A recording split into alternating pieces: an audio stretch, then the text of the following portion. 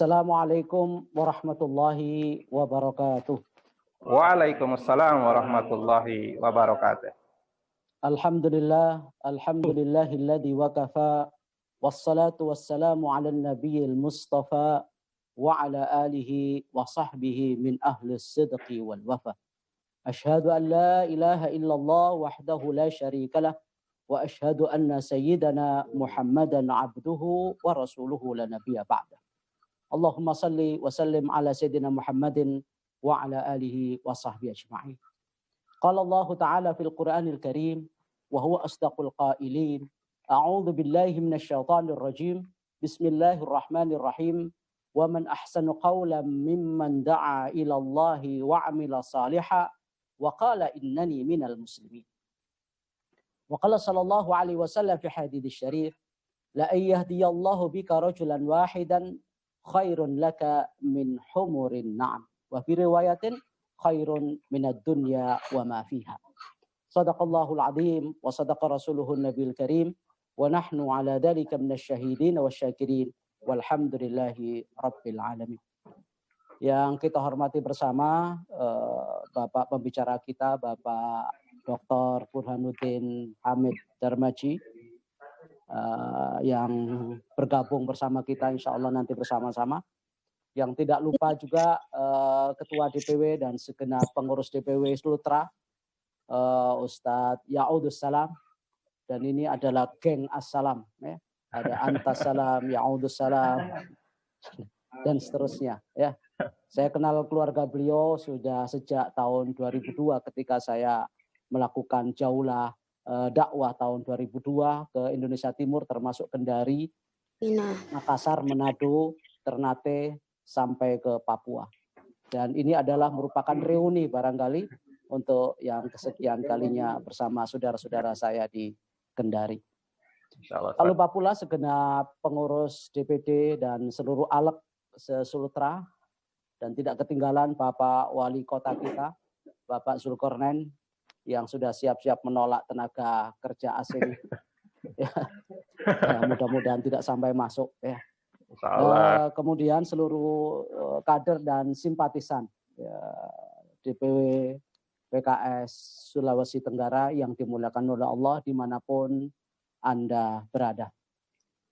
Pada kesempatan kali ini saya diminta untuk menyampaikan satu tema yang saya kira sudah biasa tetapi mudah-mudahan dampaknya luar biasa.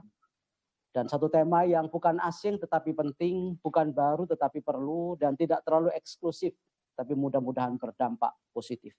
Yaitu tentang peluang dan tantangan dakwah di saat atau di tengah wabah corona seperti kali ini.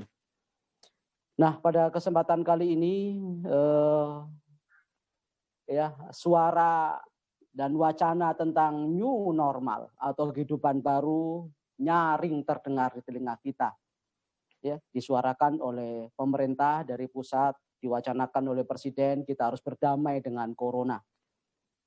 Maka banyak orang yang menanggapinya dan mensikapinya dengan pro dan kontra dengan adanya wacana new normal ini, di mana new normal atau kehidupan baru ini adalah sebuah perubahan perilaku ya manusia di saat ada wabah corona dengan menjaga protokol kesehatan, yang mana sebelumnya normal tapi tidak baru, jadi normal tapi lama gitu. Ada orde lama, ada orde baru. Sekarang ini kehidupan orde baru dan new orde baru, jadi barunya baru. Nah, mudah-mudahan ini membangkitkan semangat kita ya, untuk tetap hidup bersih dan menjaga pola hidup bersih dan sebagaimana diajarkan oleh Rasulullah SAW, menjaga protokol kesehatan, mencuci tangan, lalu bersin ditutup dengan kain, kemudian menjaga jarak antara satu dengan yang lain agar tidak terjadi penularan. Semuanya itu sudah diajarkan oleh Rasulullah SAW. Bagaimana karantina kesehatan menurut Rasulullah SAW. Walaupun new normal ini kalau menurut versi WHO yang disampaikan oleh Direktur Regional Eropa tentang wacana new normal di Eropa itu harus memenuhi kriteria Di antaranya adalah transmisi virus corona harus dapat dikendalikan. Nah, apakah di Indonesia ini sudah termasuk di dalam kriteria itu, sudah dapat dikendalikan atau belum? Kita lihat faktanya di lapangan. Kriteria kedua, sistem kesehatan dapat mendeteksi, menguji, mengisolasi, ya, kemudian men-tracing seluruh kasus-kasus yang menimpa para pasien. Nah, apakah seluruh pasien yang ada ataupun masyarakat ini sudah mendapatkan pemeriksaan secara merata dengan rapid test maupun swab-nya itu yang kadang-kadang lebih telat, lebih lambat hasilnya daripada kematiannya. Orang sudah mati seminggu baru keluar hasilnya. Nah, ini perlu kita kaji tentang wacana ini. Kemudian juga masyarakat harus diedukasi sebelum mereka menghadapi new normal seperti ini. Apa sih new normal itu, kok barang asing? Makanan apa itu? Dari mana? Dari Sulawesi atau dari Kendari atau dari mana makanan apa? Kan banyak orang nggak tahu tentang itu. Apa new itu ya. Mereka banyak kenal new era itu merek sepatu dan merek sendal itu banyak tahu. Tapi kalau new normal itu apa, kan perlu ada edukasi dan sosialisasi agar masyarakat siap menghadapinya. Ya. Padahal kalau kita lihat new normal ini banyak ditentang oleh para dokter atau para ahli, ini belum saatnya dan terkesan buru-buru. Karena di lapangan ya kasus-kasus yang terjadi secara global yang menimpa 212 negara dengan kasus 6.692.686 kasus seluruh dunia, yang meninggal 392.286, yang sembuh 3.230.723. Sementara di Indonesia juga terus naik setiap hari pengumumannya, yaitu sekitar 29.000 kasus di Indonesia, yang meninggal 1.721 dan yang sembuh sekitar 8.892.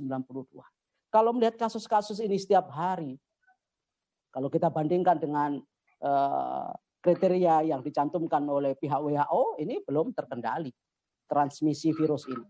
Maka tidak layak untuk diberlakukan new normal ini. Apalagi fakta di lapangan kalau nanti anak-anak sekolah itu disuruh masuk kembali ke kelas, padahal saat ini banyak anak-anak yang terkena virus ini, diantaranya 454 ya, orang dirawat dan isolasi mandiri, 87 orang sudah pulih dan 13 anak itu meninggal. Yang 2,3%-nya itu usia 0 sampai 5 tahun, 5,5%-nya 6 sampai 17 tahun. Nah, kalau nanti masuk bareng-bareng walaupun secara bergiliran dan bertahap, itu sangat rentan terjadi penularan baru dan klaster-klaster baru. Itulah sebabnya kenapa PKS menolak ya terhadap wacana new normal ini kalau tidak memperhatikan kriteria yang sudah disampaikan oleh WHO. Dan ini juga didukung oleh MUI. MUI pun juga mendukung adanya new normal, tetapi harus mengindahkan dan memperhatikan kriteria yang sudah disampaikan dan dianjurkan oleh WHO tersebut. Walaupun nanti ini diberlakukan secara bertahap, ada 5 fase ya new normal ini ya. Fase pertama 1 Juni, industri dan jasa bisnis mulai beroperasi. Kemudian fase kedua ya, nanti ada tanggal 8 Juni toko, mal dan pasar dibuka kembali. Fase ketiga 15 Juni kebudayaan, kegiatan pendidikan dan olahraga secara outdoor boleh dilakukan. Kemudian tahap yang keempat 6 Juli nanti restoran, warung, tempat ibadah termasuk masjid dan gereja, tempat wisata dibuka kembali sebagaimana biasa. Lalu tahap yang kelima tanggal 20 dan 27 adalah semua kegiatan ekonomi terbuka tetap harus menjaga protokol kesehatan. Itulah gambaran singkat tentang new normal yang digagas dan diwacanakan oleh pemerintah, yang katanya kalau nanti terjadi kurvanya nggak turun-turun ya dihentikan new normal. Jadi uji coba dan spekulasi. Daripada menguji coba masyarakat dan rakyat mati dan meninggal tanpa ada ya penanganan secara khusus, saya kira hendaknya dipikir ulang dan didalami kembali, dicermati kembali wacana itu agar tidak berjatuhan korban yang terus meningkat sebagaimana yang kita ketahui sekarang. Namun wacana itu baik new normal atau old normal atau abnormal itu tidak masalah bagi dakwah. Ya. Karena itu semuanya menjadi tantangan sekaligus peluang. Justru tantangan-tantangan seperti ini kita ciptakan dan kita rubah menjadi sebuah peluang. Karena peluang itu bisa diambil dari tantangan-tantangan itu. Maka minimal saya sudah catat ada 6 ya poin yang menjadikan di era pandemi seperti ini dakwah punya banyak peluang. Pertama adalah adanya maklumat MUI nomor 1188/DP MUI /5 tahun 2020 yang membolehkan masyarakat sekarang kembali ke masjid. Tapi dengan tetap menjaga protokol kesehatan, ini membuat masyarakat semakin bergairah lagi untuk mendatangi masjid dan mendatangi masjid taklim, mendatangi tempat-tempat pengajian dan tempat-tempat ibadah. Walaupun tetap harus menjaga protokol kesehatan, dan sekarang pun juga masyarakat berbeda-beda, yang masih ketakutan tetap saja sholat dan ibadahnya di rumah. Kemudian poin yang kedua yang menjadikan peluang dakwah kita tetap ada di masa pandemi seperti ini, dakwah itu tidak mengenal waktu, tidak mengenal tempat. Karena dakwah kewajibannya sepanjang masa dan bersifat elastis. Kapan saja, di mana saja, dalam kondisi apapun saja. Dan bisa menyesuaikan dan adaptasi terhadap kondisi yang ada di sekitarnya. Lalu poin ketiga adalah pasar dakwah online saat ini sangat terbuka. Ya, di masa seperti ini kita rapat aja pakai online, kemudian kita pengajian juga pakai online. Ya, segala macam orang transaksi pun juga pakai online. Maka ini peluang juga bagi ustadz-ustadz online, ya dai-dai online yang selama ini mungkin offline, ya. Nah, sekarang sudah mulai harus belajar dakwah-dakwah secara online, dan ini adalah merupakan satu kesempatan bagi para dai untuk belajar lebih lanjut. Lalu poin yang keempat, peluang dakwah ini tersedia dan terbuka bagi kita semua di depan mata kita adalah banyaknya korban PHK dan yang dirumahkan. Menurut laporan Kemenaker itu ada sekitar 3 juta orang yang terkena dampak COVID ini, yang menjadi pengangguran dadakan dan miskin mendadak karena mereka di PHK dan dirumahkan oleh perusahaan. Begitu pula banyak anak-anak yang sekolahnya dirumahkan. Bukan hanya pekerja saja, tapi pelajar dan siswa pun juga dirumahkan. Walaupun belajarnya from home, ya, dari rumahnya masing-masing, bekerja juga sebagian juga dari rumah masing-masing. Yang kelima adalah banyaknya umat Islam yang belum paham agama. Dari 227 juta umat Islam se-Indonesia yang merupakan 87% dari sekitar 264 juta penduduk Indonesia itu masih belum banyak paham tentang agama ini. Ini peluang juga bagi kita untuk bisa ya menciptakan sebuah gagasan-gagasan baru bagaimana mendakwai mereka yang masih belum banyak paham. Nanti rinciannya di belakang. Ya. Kemudian juga di samping itu banyak penduduk Indonesia ini yang belum lulus wajar 9 tahun. Wajib belajar 9 tahun sampai SMP. Kebanyakan mereka ada lulusan SD sampai 25 juta laporannya itu. Ini berarti kan mereka harus diangkat, di-upgrade wawasan dan kemampuannya serta pemahamannya tentang agama. Sudah nggak lulus SD, nggak lulus SMP, hanya SD, lalu agamanya nggak matang-matang juga karena tidak ada dakwah yang sampai kepada mereka. Lalu yang keenam, poin keenam yang menjadikan ini sebuah peluang dakwah di era new normal ini adalah umat Islam adalah penduduk mayoritas Republik ini. 87%, berarti sekitar 227 juta ya dari seluruh penduduk Indonesia sebanyak 264 juta, dan itu sesuai dengan laporan BPS ya. Kita mulai dari maklumat MUI nomor 1188/DP MUI /5 tahun 2020 tentang mensikapi new normal seperti ini. Nah, di dalam maklumat itu disebutkan bahwa mendukung kebijakan pemerintah. Kalau memang nanti suatu saat ada kebijakan baru tentang new normal. Tapi MUI memberikan kriteria, memberikan syarat. Sebagaimana syarat dan kriteria yang disampaikan oleh WHO. Bahwa transmisi virus corona dan COVID ini harus terkendali. Kemudian masyarakat dilibatkan, diedukasi. Diajak berpartisipasi agar menyadari. Apalah artinya kalau new normal diberlakukan tapi masyarakat juga tidak menyadari tentang pentingnya menjaga jarak, cuci tangan, ya, kemudian batuk dan pileknya harus ditutupi, ya, lalu pakai masker. Kalau kesadaran itu nggak ada, percuma new normal ini menjadi new kasus jadinya, kasus-kasus baru. Ya, new problem nanti akhirnya. Banyak problem-problem baru yang timbul nanti. Padahal sebelumnya mungkin dengan adanya PSBB yang sudah diberlakukan saat ini sudah meminimalisir angka-angka korban dan angka-angka yang terinfeksi dari corona itu. Tapi kalau ini dilonggarkan, masyarakat sudah seakan-akan sudah bebas karena sudah rindu masjid, rindu pasar, rindu mal, semuanya berduyun-duyun, akhirnya mereka menjadi klaster baru. Ini berbahaya. Makanya MUI juga memberikan kriteria, kalaupun nanti diberlakukan masjid dibuka, mal dibuka, sekolah dibuka, tetap harus menggunakan kriteria WHO yang salah satunya adalah pengendalian virus corona itu di Indonesia. Bahkan sistem kesehatan pun juga harus tersedia dengan lengkap ya. Para dokter, para perawat, APD-nya sudah lengkap, kemudian bagaimana nanti mengisolasi pasien, mengkarantina, dan segala macamnya. Sekarang ini sudah mulai kewalahan, diantaranya adalah di Rumah Sakit UNER Surabaya pun sudah tidak menampung lagi. Gitu.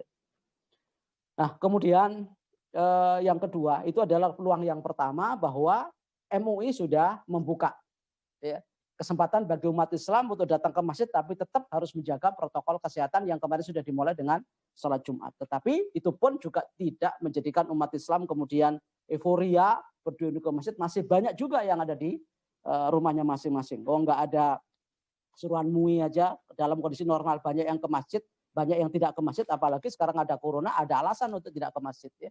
Nah ini juga akan menjadi peluang bagi kita untuk membangkitkan semangat dan ghiroh dakwah para kaum muslimin terutama yang ada di Indonesia. Kemudian peluang yang kedua atau poin yang kedua dari peluang dakwah ini di samping seruan dan maklumat MUI yang menggairahkan umat Islam untuk tetap terlibat dan partisipasi dalam dakwah adalah kewajiban dakwah ini sepanjang masa. Dakwah itu tidak hanya ketika normal, abnormal pun juga tetap harus dakwah. Ya, dalam kondisi filman syati wal makro, dalam kondisi menderita maupun bahagia, susah maupun senang, itu nggak ada masalah. Karena sifatnya adalah universal. Baik materinya, baik manhajnya, maupun waktu dan tempatnya, rahmatan lil alamin. Maka tidak akan terpengaruh dakwah itu dengan adanya kondisi-kondisi COVID seperti ini. Karena hukum dakwah itu dibagi dua. Ada yang fardu ain dan fardu kifayah. Kapan saatnya fardu ain dan kapan saatnya fardu kifayah. Fardu ain adalah kewajiban personal. Setiap orang melakukan dan harus melakukan amar ma'ruf nahi mungkar. Ketika kemungkaran, kejahatan, dan kemakrufan itu bisa diatasi oleh pribadi-pribadi itu. Tapi kalau sudah mengenai masalah-masalah yang harus ditangani secara kolektif, berjamaah, maka ini lembaga, maka menjadi fardu kifayah bagi pemerintah untuk bikin kebijakan, ya seperti yang dilakukan oleh wali kota kita ini, ya itu fardu kifayah. Nggak mungkin ketua DPW mengeluarkan surat edaran dan memberlakukan PSBB karena itu bukan kewenangannya.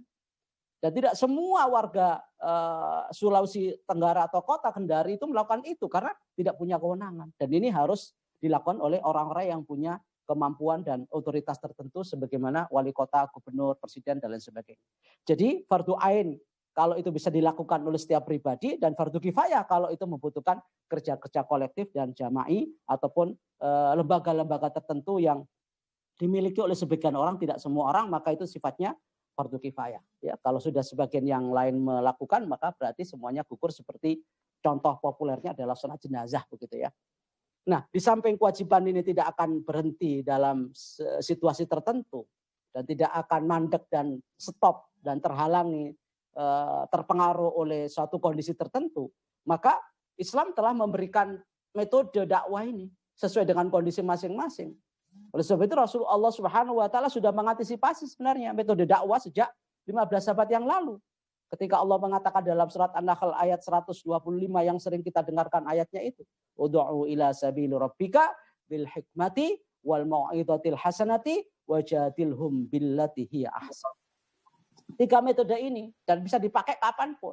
Dalam kondisi seperti sekarang ini kita harus tahu bagaimana dakwah kita, apakah harus dengan mau'izah, apakah harus dengan cara hikmah, apakah dengan harus pakai dialog seperti sekarang ini, gitu ya. Ini bisa dipakai kapanpun dalam situasi apapun, termasuk saat pandemi dan wabah corona yang melanda Indonesia, termasuk semua dunia yang sekarang ini sudah mengalami nasib yang sama seperti kita. Maka mungkin satu hal yang sangat bijak kalau kita sekarang ini banyak menggunakan ya dakwah via online.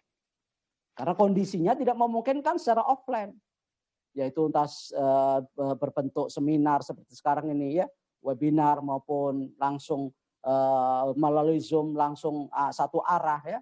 Jadi monolog bukan dialog antar kita dengan masyarakat tertentu yang saat ini mungkin sedang di rumah masing-masing. Itu adalah bagian-bagian yang bisa menjadi peluang saat ini bagi kita semua untuk selalu berdakwah.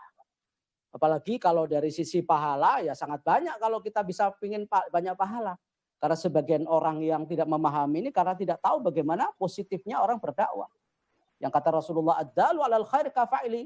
Setiap orang yang menunjukkan kebaikan adalah pahalanya seperti yang ditunjukkan.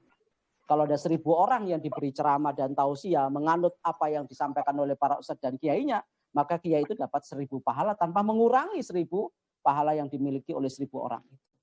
Nah, itu kalau semakin banyak maka pahalanya menjadi pahala MLM. Nah, ini menciptakan suatu peluang bahwa kita akan semakin bergairah, semakin bersemangat untuk berdakwah di masa pandemi corona seperti ini karena kewajiban ini tidak akan pernah berhenti dalam situasi apapun juga. Bahkan metode sudah diajarkan oleh Allah Subhanahu wa taala bil hikmati wal mau'izatil hasanati wajadilhum billati ihsan. Banyak cara dan banyak metode yang bisa kita lakukan untuk mengantisipasi dan beradaptasi dengan situasi yang ada di lingkungan kita saat ini. Kemudian yang ketiga, peluang dakwah itu bisa kita lihat dari pasar dakwah secara online sekarang sangat terbuka. Karena pengguna internet di Indonesia ini terbesar ya, di antaranya yang ketiga di seluruh dunia. Ya, ada sekitar 171 juta pengguna internet. Ini hasil survei polling Indonesia ini tahun 2018. Itu tahun 2018, sekarang mungkin sudah bertambah ya. Bisa 175 juta jiwa Indonesia dari penduduk Indonesia, dari total penduduk Indonesia 264 juta ya 1.600 ribu jiwa ini ya. Sehingga kalau kita total persentasenya sekitar 64,8% penduduk Indonesia menggunakan internet ya, baik yang muslim maupun yang non muslim. Sementara pengguna terbanyak dari pengguna internet itu yang menggunakan YouTube di Indonesia ini adalah nomor 1. Ya, di mana YouTube adalah banyak penggunanya, sekitar 88% itu mereka banyak menggunakan YouTube, mengakses YouTube. 83 melalui WA, kemudian FB 81%, Instagram 80%, pakai LINE 59%, Twitter 52%, ya, Facebook Messenger itu sekitar 47%, gitu ya. BlackBerry Messenger 38%. Yang terbanyak YouTube sekarang, makanya banyak ustadz YouTube sekarang ini. Ya, ustadz jadi YouTuber. Ya. Nah, ini perlu dikelola. Jangan sampai kita ketinggalan kereta. Orang sudah mencapai puncaknya, kita masih saja mengandalkan offline. Jadi kalau tidak ketemu nggak ngaji. Kalau nggak ketemu fisik kita nggak mantap. Ini bukan masalah perasaan. Ini karena harus mengantisipasi situasi. Kalau nggak ke masjid nggak enak. Ya bukan masalah nggak enak, ini membahayakan. Nah ini yang kadang-kadang logika kita ini nggak jalan ketika menghadapi situasi yang tidak normal. Ya. Padahal kita harus mengantisipasi dengan segala macam situasi ini dengan baik. Ya. Kemudian juga pengguna Instagram di Indonesia ini termasuk yang terbesar juga, ada sekitar 60 juta orang. Ya, di Indonesia ini setelah Amerika dan Brazil. Ini survei tahun 2018, walaupun itu 2 tahun yang lalu, tapi ini bisa menjadi landasan kita melihat bagaimana pengguna dan pengakses Instagram ini cukup besar juga. Ya, di samping juga YouTube. Walaupun ini banyak beredar di wilayah Pulau Jawa ya, sekitar 65% itu di Jawa. Ya termasuk Kendari, tidak termasuk di Jakarta.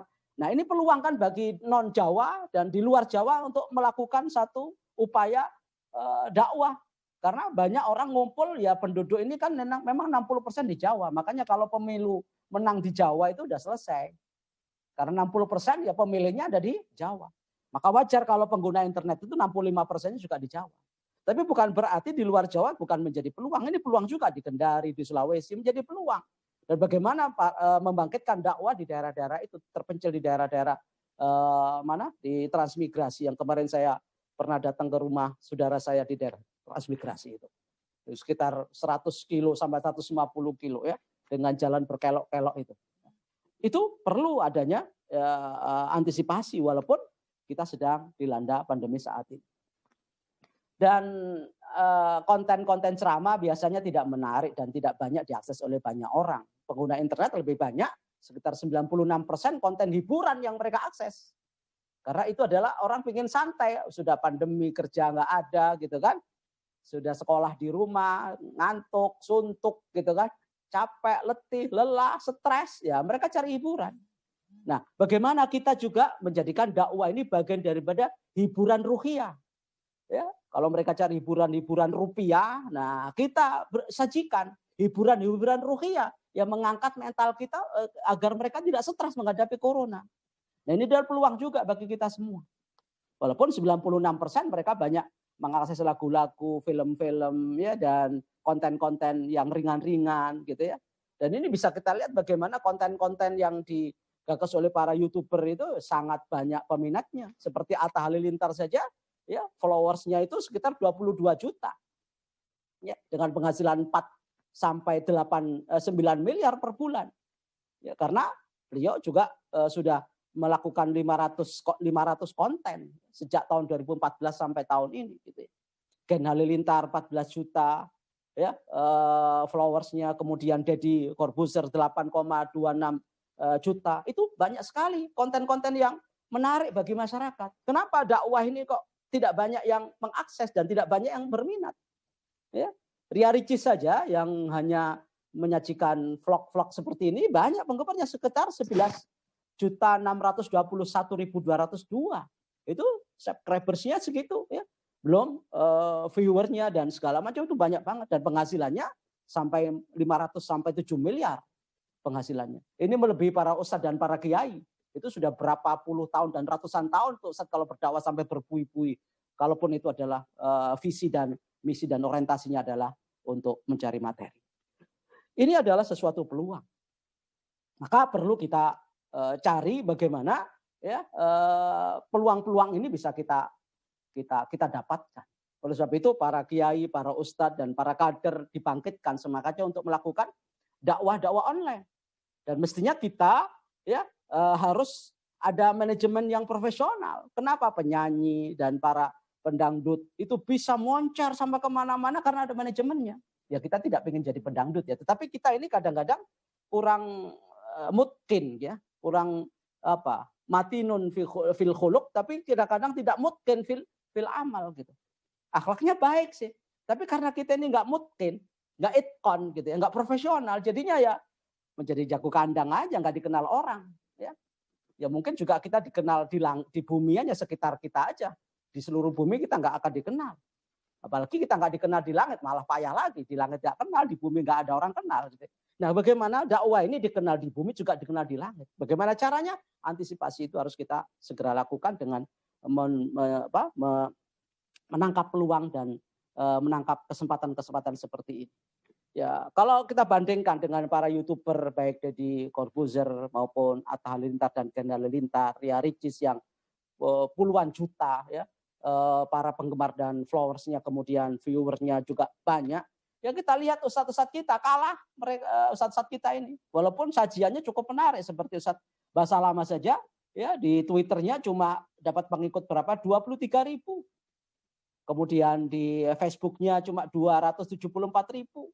Kemudian YouTube-nya saja ya 351.000 pengikut ya, followersnya. Walaupun tayangannya 40 juta. Ustadz Abdul Somad ya pengikutnya di FB cuma 774.000. Kemudian tayangan-tayangan beliau yang di YouTube itu yang di jumlah tayangannya sekitar 38 juta, masih kalah dengan seperti Atta Halilintar yang kalau dihitung sejak tahun 2014 sampai 2019 itu sudah 1,6 miliar. Dan YouTuber terkaya nomor 8 sedunia. Baru 2014 yang lalu. Ya, mengalahkan ustadz-ustadz yang ngajinya sudah lama, kuliahnya sampai ke Mesir, gitu ya, pesantrennya lama banget. Tidak bisa didongkrak. Dan kesempatan ini siapapun bisa memanfaatkan asal kita profesional dan punya manajemen yang baik. Kemudian Hanan Attaqi cuma diikuti sekitar 8.000 ya, di FB-nya, kemudian di Twitter-nya cuma 1.158. Kemudian di YouTube-nya saja ya pengikut dan tayangannya cuma 11 juta. Kalah jauh dari Atta Halilintar, bahkan dari Ricis gitu. Jadi Deddy Corbuzier gitu.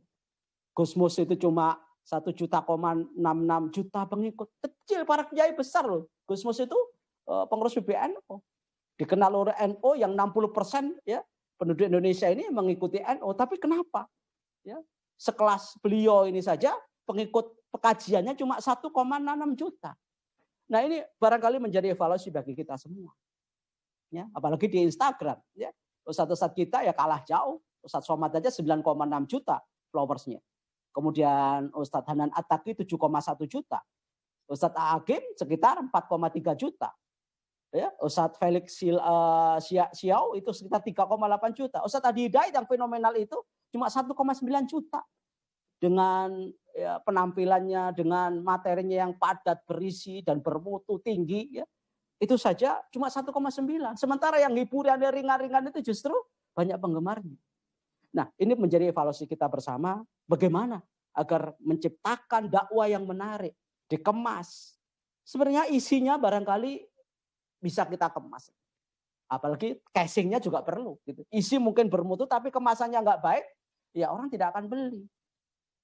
Ya, biting selilit itu, kalau dijual di pasar dengan bungkus daun, apalagi daunnya kotor, ya harganya murah, tapi kalau dibawa, ditaruh di etalase, lalu dibungkus plastik yang bagus dan indah, dikasih label, kasih merek, dijamin halal. Ya, itu ada biting atau untuk selilit ya, tusuk gigi, dijamin halal. Itu sudah mahal itu, karena kemasannya dan promosinya. Nah kita Ustadz ini kadang-kadang nggak ada yang mempromosikan, kerja sendiri, udah menyiapkan materinya sendiri, kalau ngerekam sendiri, ya mengeser sendiri, gitu kan? Terima amplop sendiri dan nggak profesional gitu loh. Nah kita ini nggak boleh kalah dengan mereka. Mereka punya tim. Dan ustadz-ustadz yang tadi saya sebutkan 5 orang, Aakim, kemudian Ustadz Abdul Somad, Ustadz Hadi Hidayat, Hanan Attaqi, itu nggak punya partai loh. Nggak punya kader sebagaimana kita dari DPW sampai ke mana? Ke tidak punya kader sampai pengurus struktur sampai depera loh itu, ya. Nah kita ini kan punya kader begitu banyak, struktur sampai ke desa. Kenapa kita tidak bisa mengupgrade dan meng-create kemudian mengangkat menjadikan Syakhsia Bariza misalnya Ustadz Yaudu menjadi orang yang terkenal, dakwahnya dikenal banyak orang menjadi rujukan, Ustadz Andi, Ustadz Suherman dan ustadz-ustadz yang lain di Kendari bisa sebenarnya. Dan itu orang-orang lama itu. Ya. Ustadz Andi itu termasuk manusia-manusia langka di Kendari, Ustadz Suherman manusia langka, Ustadz Yaudu itu orang langka semua. Masih awet dan abadi lestari sampai hari ini, nggak rontok di tengah jalan. Itu perlu dilestarikan orang-orang seperti ini. Tapi perlu ada manajemen, perlu ada yang membackup tim. Kalau enggak ya hilang. Mutunya saya kira enggak kalah dengan mereka. Cuma bagaimana kemasan kita. Ya, begitulah kira-kira peluang yang kita hadapi di masa pandemi ini. Kemudian banyak korban PHK sekitar 3 juta orang yang banyak terkena dampak ini, terutama di sektor-sektor pariwisata, keuangan, transportasi, pertambangan, konstruksi, otomotif, UMKM ini saudara-saudara kita yang di rakyat kecil itu banyak terdampak ini, mereka nganggur di rumah. Nah, butuh sentuhan-sentuhan dakwah mereka itu.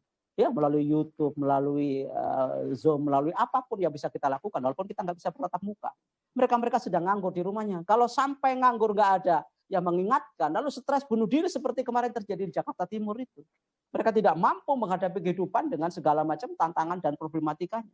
Maka para ustadz, para kiai, dan para kader inilah yang bisa menyelamatkan ya, mental mereka tetap bangkit dan semangat bergairah walaupun corona tetap melanda sampai hari ini juga.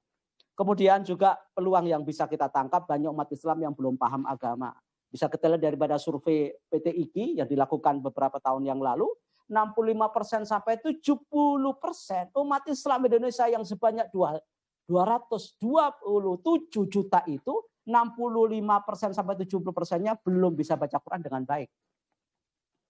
Ya, jangankan sampai mengajarkannya, jangankan sampai ya mengamalkannya, baca saja banyak yang belum bisa. Ini peluang bagi para dai kita untuk mengajari mereka baca Quran yang baik dan benar. Lalu jumlah pesantren aja di Indonesia cuma 27.218, santrinya cuma 3.642.738, lebih kecil dibanding dengan ya, lulusan-lulusan SMA, SMK, SMP dan SD maupun TK.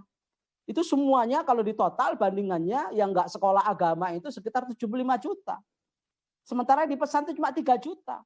Ya kalau kita urutkan dari RA ya, Rodotul Atfal, kemudian Bustanul Atfal yang TK Islam itu MI, MTS, MA, kemudian ada Ma'had dakwah segala macam, ada lembaga pengajian Quran, ada pondok pesantren, seluruhnya kalau total cuma 27 juta. Kalah jauh dengan mereka yang alumni di orang-orang yang sekolahnya di tempat umum. Dari SD, SMP, SMA sampai SMK itu ya 75 juta. Berarti sangat kecil. Berarti peluangnya masih banyak.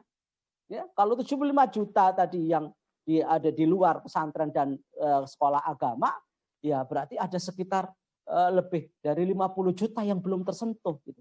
Dan ini peluang bagi kita semua untuk bisa menjadikan mereka itu bisa lebih paham lagi tentang Islam. Apalagi ya sekitar 25 juta ya tidak lulus wajar atau wajib belajar 9 tahun. Cuma SD saja. Ya, dari 75 juta itu cuma ya 25 juta itu lulusan SD. Ya. Kemudian umat Islam penduduk mayoritas dunia, bahwa kita ini terbesar di dunia dengan 227 juta dan ini adalah populasi muslim terbesar di dunia.